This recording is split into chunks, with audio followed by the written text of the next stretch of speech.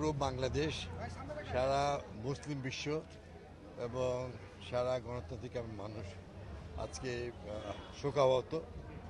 আমরা বাংলাদেশ জাতীয়তাবাদী দলের যারা সৈনিক, শহীদ জিয়া, বেগম খালেদা জিয়া এবং তারেক রহমান, আমাদের মাটি মানুষ মা দেশনেত্রী বেগম খালেদা জিয়া, তার আমাদের মাছ থেকে চলে যাওয়া আমাদের সবার মন ভেঙে আছে।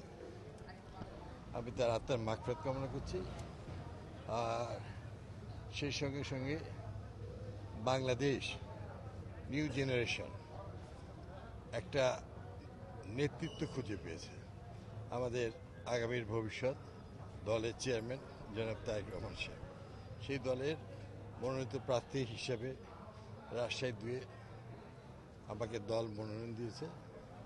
আর আজকে নির্বাচন কমিশন থেকে আল্লাহ রহমতে আপনাদের দোয়ায় আমাদেরকে এক্ষেত্রে মনোনীত করেছে। আমরা এখন আশা করছি